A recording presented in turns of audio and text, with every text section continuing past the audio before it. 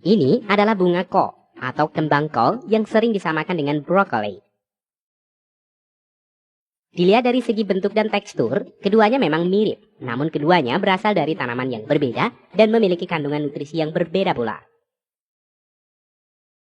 Selain itu, sayuran bunga kol juga lazim dikenal sebagai bunga kubis, yang merupakan terjemahan harfiah dari bahasa Belanda, bloemkool. Walau begitu, baik kubis dan bunga kol berasal dari suku tanaman yang sama, yaitu Brassica oleracea. Pada video kali ini, Rekayasa Teknologi akan mengajak kalian untuk melihat proses pertanian bunga kol modern di Belanda.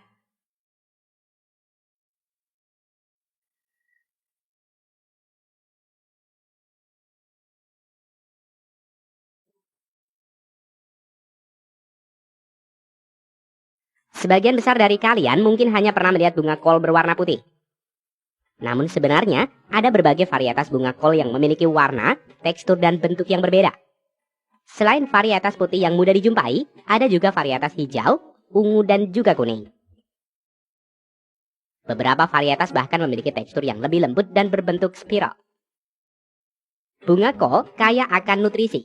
Bunga kol merupakan sumber yang baik dari vitamin C, vitamin K, vitamin B6, asam folat, serat pangan, dan sejumlah mineral seperti kalsium dan magnesium. Makanan yang kaya serat dan nutrisi ini dapat mendukung kesehatan pencernaan, sistem kekebalan tubuh, dan menjaga keseimbangan nutrisi dalam tubuh. Struktur bunga kol yang kompleks dan teratur memiliki bentuk geometris yang menarik. Bunga kol terdiri dari kelompok bunga-bunga kecil yang tergabung dalam kepala bunga padat, yang terbentuk seperti kubah. Sementara tekstur yang renyah dan rasa yang lezat membuat bunga kol menjadi bahan yang serbaguna dalam masakan. Bunga kol biasa dimasak dengan cara direbus, dikukus, dipanggang, dan digoreng untuk dijadikan bahan utama dalam hidangan seperti sup, tumis, ataupun salad. Beralih ke ladang pertanian bunga kol, kegiatan pertanian dimulai dengan pengolahan tanah. Petani akan menurunkan serangkaian traktor yang akan mempersiapkan ladang dengan membajaknya. Proses pembajakan lahan ini bertujuan untuk meningkatkan aerasi tanah, yaitu memecah struktur tanah yang padat dan menghasilkan tanah berongga. Hal ini bertujuan untuk memudahkan oksigen lebih mudah masuk ke akar tanaman dan membantu perkembangan akar yang sehat. Selain itu, pembajakan juga membantu meningkatkan drainase, sehingga memungkinkan air hujan atau air irigasi untuk meresap ke dalam tanah dengan lebih baik. Beralih ke proses pembibitan, bibit tanaman bunga kol didapat dari bunga kol yang dibiarkan menua menjadi bunga sempurna, sehingga akan menghasilkan biji halus berukuran 1 hingga 3 mm. Proses pembibitan dilakukan di rumah kaca untuk mengatur suhu dan intensitas cahaya pada awal pertumbuhan. Pertama, semai tripod akan dibersihkan, kemudian dibariskan pada mesin pengisi media tanam dan biji tanaman bunga kol per 1 pad. Semai tripod ini kemudian ditata pada ruang pembibitan dan disiram secara teratur. Biji ini akan mulai tumbuh setelah 5 hingga 10 hari setelah semai, tergantung pada varietas, suhu, kelembaban, dan kualitas biji. Setelah bibit tanaman bunga kol ini memiliki 3 hingga 4 daun, bibit tanaman siap untuk dibawa ke ladang utama. Proses penanaman bibit tanaman bunga kol ini dilakukan dengan serangkaian mesin penanam yang ditarik oleh traktor. Mesin penanam ini beroperasi dengan dibantu oleh 2 hingga 4 orang pekerja yang bertugas memasukkan bibit tanaman ke dalam lubang mesin, yang akan menjatuhkannya ke dalam tanah dan menutupnya.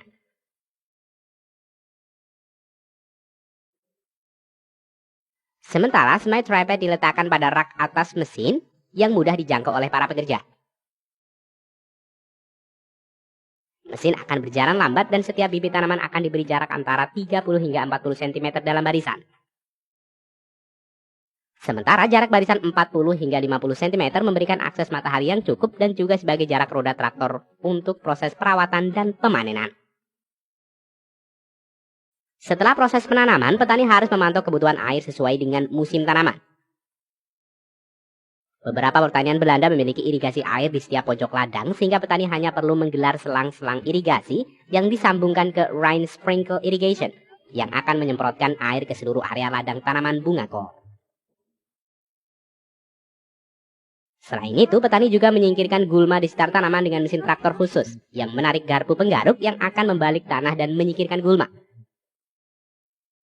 Dalam beberapa kasus, pupuk tambahan diperlukan sesuai dengan hasil tes kandungan tanah di setiap langkah pertumbuhan tanaman bunga kol. Secara umum, waktu panen bunga kol berkisar antara 60 hingga 100 hari setelah penanaman bibit.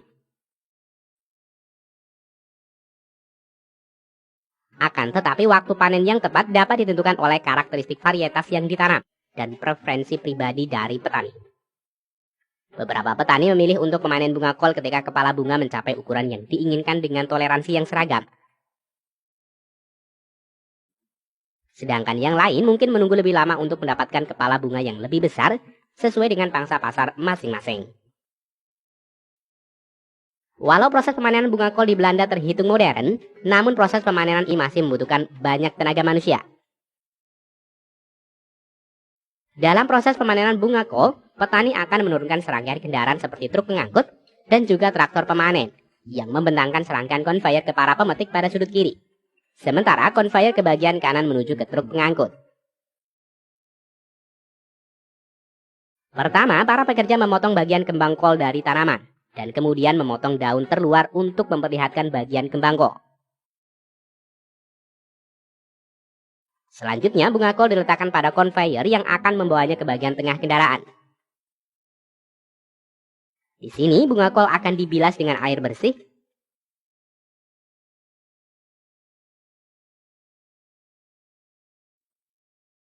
Kemudian pekerja membungkusnya dengan plastik dan menatanya di dalam kardus per 12 kepala bunga kol.